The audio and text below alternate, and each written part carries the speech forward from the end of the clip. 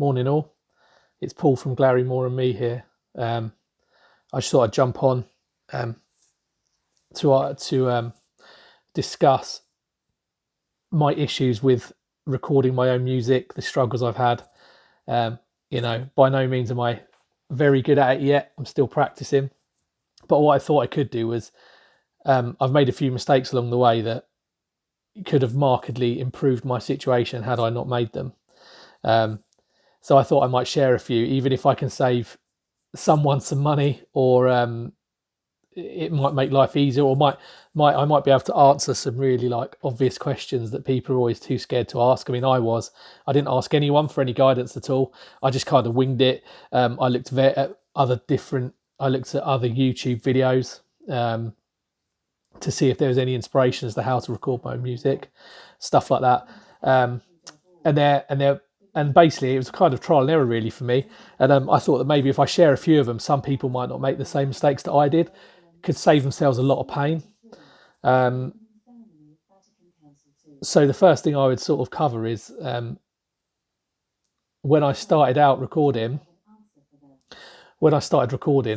I I tried to use Soundtrap because I had a Google Chromebook. I stupidly thought that I would be fine just recording music on a Chromebook. It would be really easy. I'd be able to use, I think it's Soundtrap. It'll be really straightforward. Just plug a guitar in, no problem. And then you kind of get the issues around, well, how do you plug the guitar into a Chromebook? Well, basically the amount of audio interfaces available to connect a Chromebook to an instrument are very limited. I played around with a few. I mean, the only one I found that was reasonable, because I didn't know what I was doing, was I got a Behringer UM2, which I think was like £30 or something like that. It's a real kind of bargain audio interface, but I think it's got a plastic casing. So, I mean, to be honest, I still managed to get my guitar into the Behringer and into Soundtrap, but as you could imagine, the clipping was quite constant. I mean, as a DAW, Soundtrap's quite easy to use, but it's extremely limited when you look at what is available in Reaper, Cubase, all those sorts of things. So my first attempt was to use a Behringer and put my guitar through that. I sort of struggled with that. It didn't come out as you'd want it to.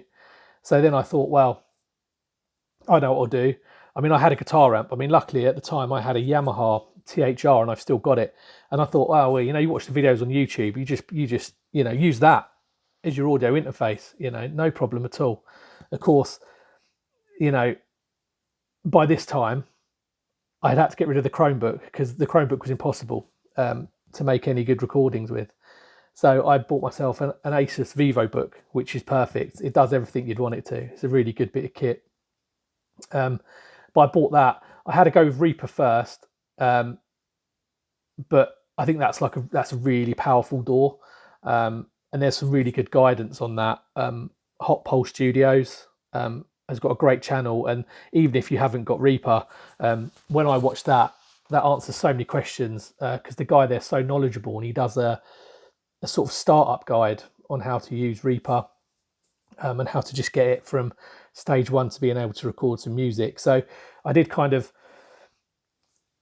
flirt, as it were, with Reaper, but as it turned out, I sort of, when it came to plugins and stuff, I was a bit dubious about going around the internet and just downloading free plugins. There's nothing wrong with them, but when you're like a bit of a novice like I was, to go and start just downloading stuff and going, oh, that'll be all right, there are guides for it, but you tend to download free plugins and you tend to get hit with an enormous amount of emails that you don't necessarily want to see all the time. So at the time, Reaper wasn't for me, but it's a good bit of kit. I've spoken to friends that have said that, by far it's one of the most powerful things you can get. I mean, each DAW, I suppose, is very similar, but I suppose it's up to what you want. But the way I found to do it was, so my initial thought was, I know what I'll do to save myself a load of money. I sold the Behringer on for like half of what I paid for it, so I'd lost money there. Luckily someone bought that off me, but I thought, I know what I'll do. I'll just plug, I'll use when I picked up my Yamaha THR, I got a free sort of Cubase Elements Pro. I think it's just Elements 11, and that came with it. So I thought, oh, this will be a doddle now. Do you know what I mean? I'll just plug the amp in straight into my computer. Goes in through a USB cable. This will be straightforward. Of course, so I plug the guitar into the amp. Amp sounds great. I go to use it on Cubase.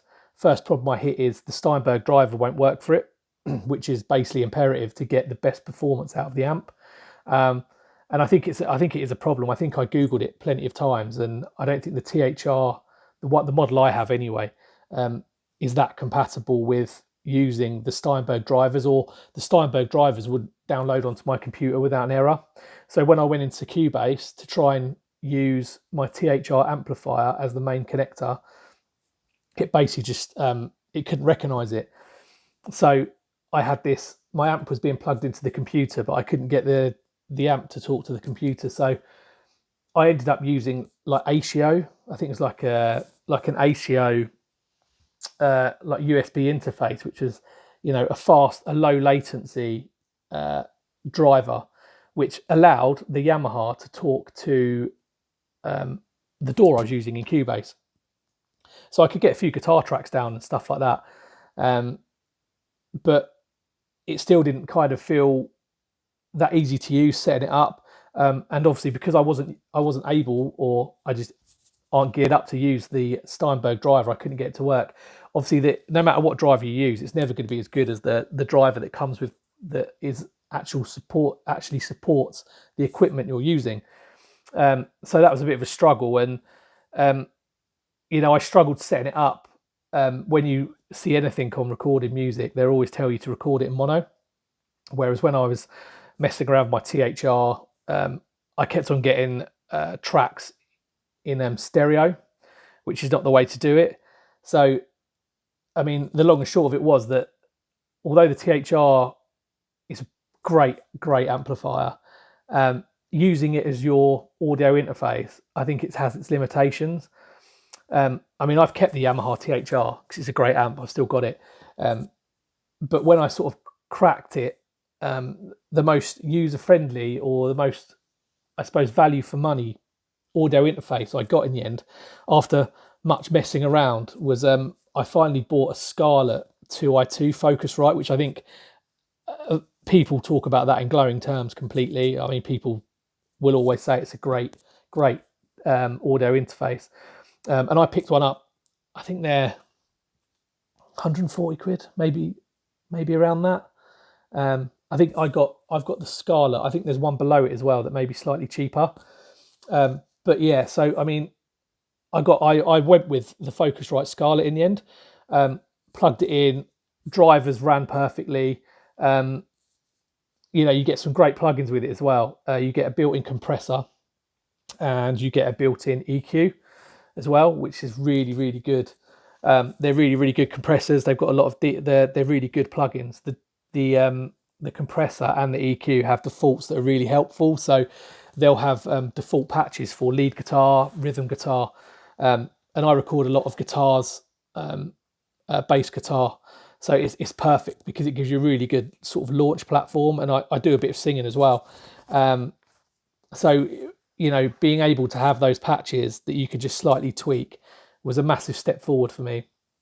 And so that was my first sort of kind of positive moment, was when I got the Focusrite Scarlett. It's just a bit frustrating that I sort of messed around trying to use a Behringer, then I messed around trying to use the Yamaha THR. And that's kind of my view really, is that if you are going to start out and have a crack at recording your own stuff, my first thing would be, if you've got a Chromebook, go and get a PC, because it's almost like bang your head on a brick wall a bit. And what I would also do as well, that although it may hurt slightly, is I'd go straight in with like a Focusrite or something like that, rather than trying to mess with a 30-40 pound audio interface that, you know, it's got a plastic case on it. You know, it's good, I suppose, if you're doing podcasts and stuff, but when it comes to doing music, it's not great. I even tried to buy a second-hand audio interface as well. It was like, it had great reviews, this audio interface, and the seller had great reviews. But But what they didn't mention on it was that it wasn't compatible with Windows 10. So I spent like 52 quid on this second-hand audio interface, and it wasn't compatible with Windows 10. So that'd be another point there, that if you're ever looking at getting a second-hand audio interface, just check all the troubleshooting sites to see whether it's compatible with Windows 10, because otherwise you might spend some money. I mean, luckily the seller was great about it, because they hadn't mentioned the Windows 10 issue. It went back, and I got my money back. But these are all things that I kind of fell into and bought because I was trying to do things slightly cheaper, as you would, and I was trying to save myself some money. Try and do it on a shoestring, which you know, some people don't have any other option. But yeah, so I sent that back. But then eventually I kind of hit upon that the best way forward I had was I used the Scarlett Focusrite. I had my Asus VivoBook, and I plugged those two in, and that was a great combination. Made recording a lot easier. What I did also do was as well is that I had to purchase a mic. Now that was something I bought off eBay, and I bought a Shure. I think it's a SMD56. It's a relatively older mic, but I picked it up for like 60 quid. And it's still a decent mic, you know, it's still a Shure mic. And I use that to record vocals now. So, you know, whether they're good vocals or not, who knows. But yeah, so I picked that up. So, you know, in the end, I kind of plumped upon this combination of the computer, the Scarlett, and the microphone. And then obviously, you know, electric guitars and so on. Yeah, plug them straight in. Make sure you're recording in mono. Set the tracks up properly.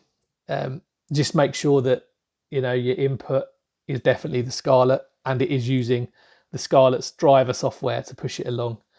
But that would be, I mean, it's very straightforward. You know, you do it online and it kind of sets it all up for you. And there's sort of YouTube videos how to get the most out of a Scarlett. But I found they were a great combination. So I could record electric guitar, I could record vocal, and obviously the added benefit of using Cubase was that there was a lot of good virtual instruments in it. So I would use Cubase for my organs, bass, until I picked up a cheap bass guitar, because obviously everyone's on a budget. So I avoided, you know, going out and buying brand new stuff. The only thing I wouldn't scrimp on is just your audio interface. I would just go and get the best you possibly can for your money, and you know something like a Focusrite is perfect.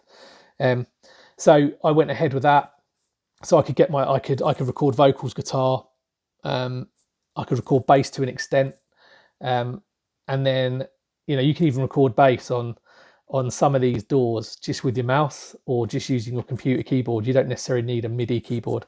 I did go on to purchase a MIDI keyboard in the end, but I picked one up. I bought one on Amazon for, you know, probably like 50 or 60 quid. I got a Nectar 49, SD49, I think it was, which is really reasonable. It's a full-size keyboard, and that's just a USB straight into the computer.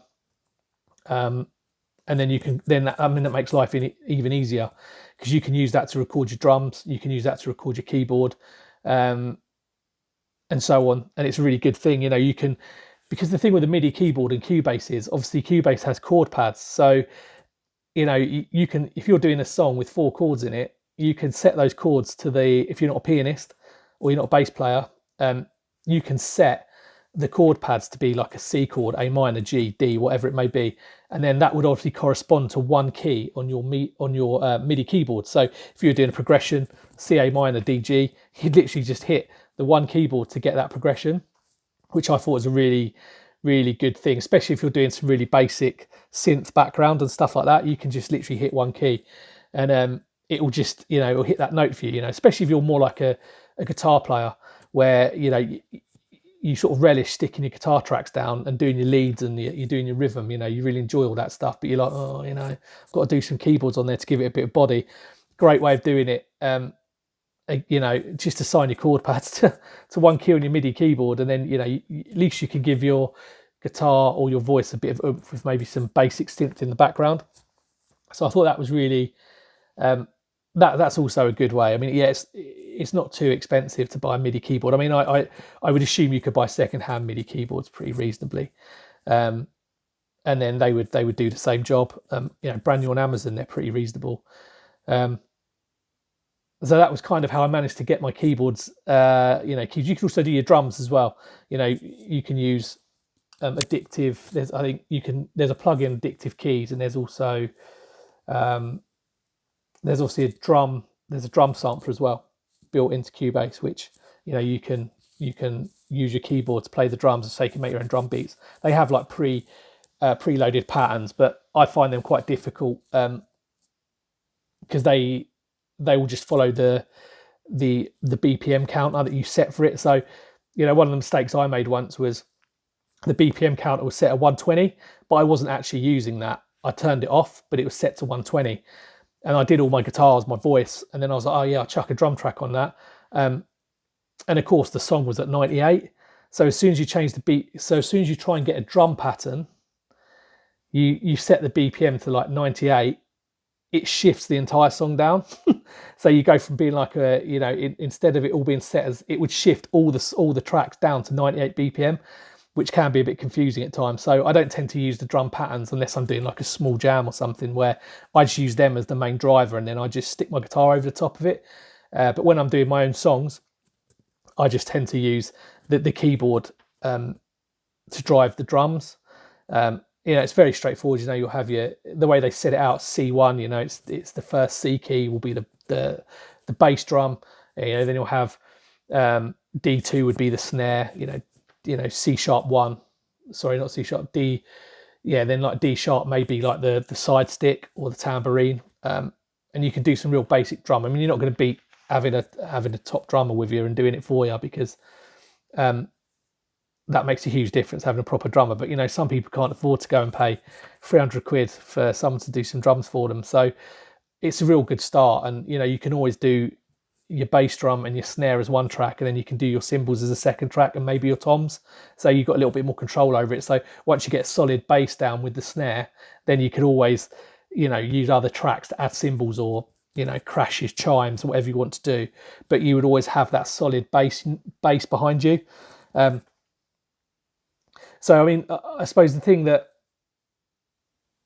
is the key is that, I would always just focus on your audio interface. I don't think the DAW matters particularly. I think it's whatever works for you, but audio interface is the one where you have to kind of, that's where you spend your big money. I mean, most people would maybe have a PC anyway. And again, Hot Pole Studios do a really good video on using a basic PC just to get Reaper started, and it runs fine. So it doesn't have to break the bank. Some PCs aren't actually that expensive nowadays. But they're the sort of things that, I kind of just fell into, and there was other things I did where I did a whole recording, and I was kind of, mixing it for the first time, and there's a little bit of winging to it, but sound is sound. If it sounds good, you've probably done it okay. Don't be scared about it. Play around with it. That's what I did. I mean, I don't have any experience, or it's just more trial and error. But if something sounds good, then it probably does. But what I did the first time I ever uploaded a song to like a DistroKid or something like that, was that I basically mixed it, I exported it, and then I uploaded it. So I never mastered it. So I uploaded a track to DistroKid that was just a raw mix, because I just didn't have a clue. And then I sort of watched some video and I went, oh yeah, no, when it comes to mastering, because obviously what happens is as soon as you export it, it turns into a stereo track. You put that stereo track back into the DAW, which Cubase is good for because it has a default template for mastering. So if you put it back in there, a lot of the plugins and stuff are all set up to help you master it. And in theory, when you come to mastering, I mean, there's hundreds of videos on it, and it's really specialist, and you have to really know your stuff. Most videos will say that if you've mixed it well, then if you upload it to a mastering track to be mastered, a lot of people tend to, when you watch videos, will amend the EQ slightly. They might put a limiter on the stereo track out or something like that. Something really basic, but the video is really helpful. But yeah, so don't make that mistake. If you're uploading songs, maybe not upload the raw mix. Maybe bring it back first and master it. And that was a classic mistake I made. I did about 3 songs like that, and then realised what had happened. And you can probably see some of them in my my videos below on my YouTube channel. Like some of them, you'll just listen and go, "Oh my god, that's appalling," and it was. But everyone has to start somewhere, and it's almost like a good learning legacy to have things like that. So I can always go back and look at it and see if I'm making any improvements. I might not be. But I recently did a track called a song that was just called Just. And what I did was well, for me, for where I am at the moment, I thought it was a relatively decent mix. And what I have done now is, I mean, I had a crack at mastering a few tracks, and they're not too bad. They're not the end of the world. But what you tend to find is that it's all about volume. Like, you tend to find when you're mastering for the first time, you try and crank volume, and all that happens is that when it goes to one of these outlets like a Spotify or an Apple or someone like that, what they do is they balance the levels. And there's videos on this as well. I think it's LUFS. And I think what they do is they balance the levels. So when you mix the track and you master it, you could have a tambourine as a really, really quiet track in the background, thinking, it just needs a bit of background. But what you tend to find is when these streaming companies get hold of it, what they do is they'll match the track volume. So they'll bump that up.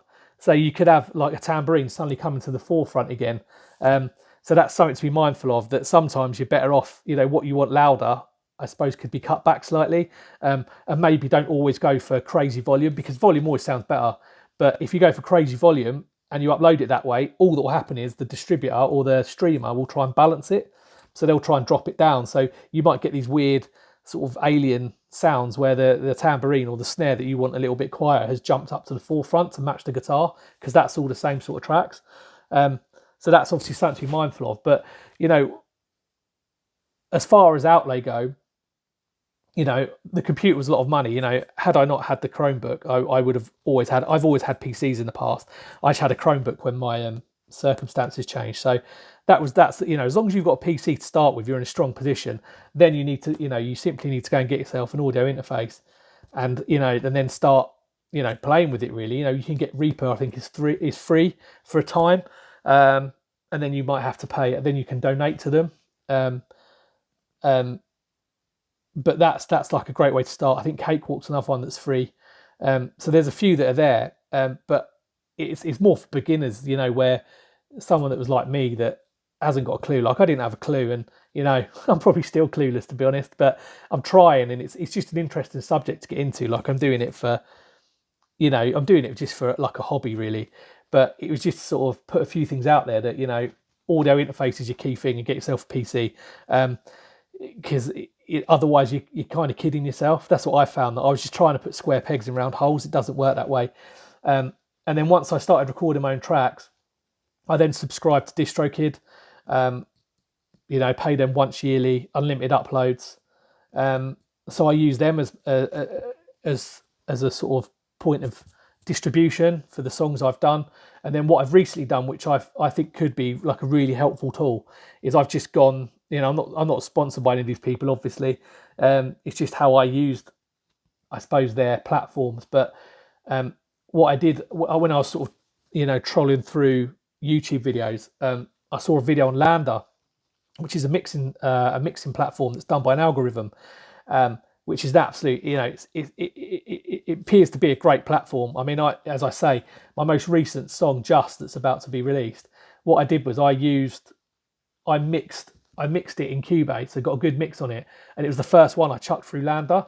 I mean, LAMDA, you've got to kind of go into it with your eyes open.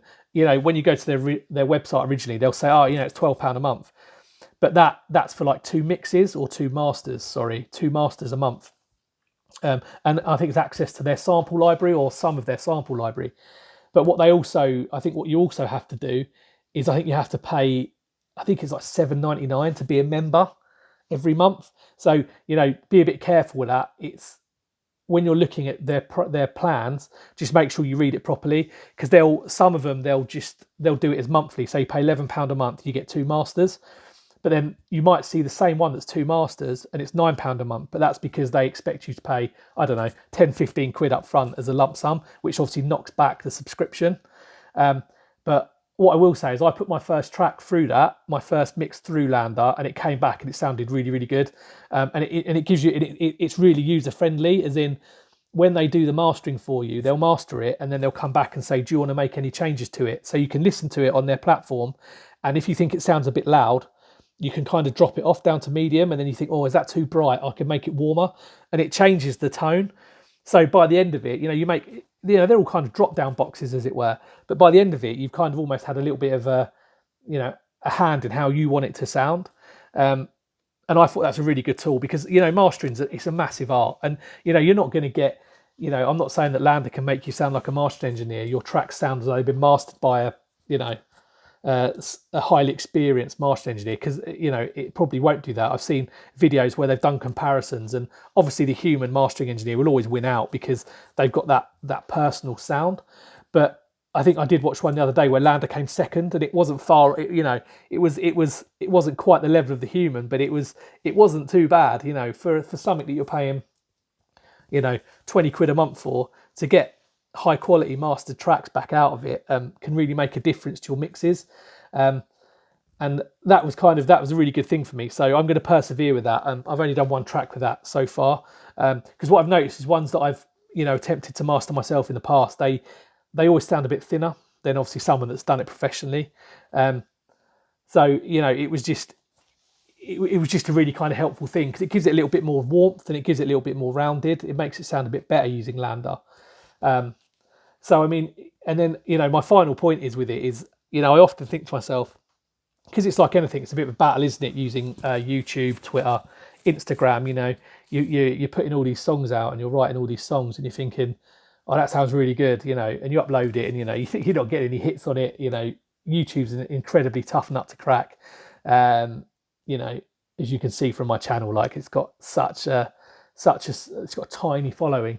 And I've put a lot of songs out there, and you get 2-3 views. And the only way as you'd expect, the only way I've managed to boot up my viewing figures is use advertising, use Google Ads, which is an instant. It's like someone turns the taps on. But again, you have to be so careful with these things. I think I had a daily budget of like £1, and you guarantee they're going to, it's going to cost you £31 a month to use their Google Ads. But what I would say is a couple of my videos, using Google Ads, it drove like they were viewed like 1,200 times. If you carried it on for a year, you'd get tons and tons of views, but you're paying for it, and whilst it was good for a bit, it's kind of a false economy, innit? They're driving people to your channel, and maybe it can sort of give a false idea of whether people like it. I mean, you don't tend to get a lot of comments off it and stuff like that, and that's fair, that's fine, and it's one of those things with YouTube or Instagram, whatever. You see these artists that have been using YouTube for 10 years. They've got a great studio. They're really nice people, and a lot of them are anyway. And they get given guitars, and you think, oh, I'd love a bit of that. And I think the thing to remember is that for most people, YouTube's just a side hobby. A lot of the people that I watch that are really good, they've really kind of helped me. Is like I watch there's a guy called Sean Daniel that does a lot of guitar. He's really good viewing. Ola England, people like that. I love watching Chris Buck as well. A lot of his stuff on Fridays. But these people, they've got strong followings. But they've been doing it years. They were there at the start. So the only thing I would say is that I use it as just a hobby, and I think that's what you can't lose sight of, is that it's a hobby. If you've got a job, don't jack it in just to use YouTube. It's not a great idea. I'm lucky enough to have a job where I do okay, and I just do this as like it's just a side hobby really, to keep me interested in something, and learning. And I think that's the key with this. Is my point to anyone, if you've managed to last this long, you probably haven't. My point to anyone at the end is that I often think to myself, what's the point? Like, why do I keep writing these songs, uploading them? Why do I keep wasting my time doing this? And I think the thing for me is it gives you something to practice for. So the fact, you're always hoping that your next effort will be slightly better, and you might get 2 listeners, 3 listeners, whatever it may be, But the point is that what it does, it keeps you practicing.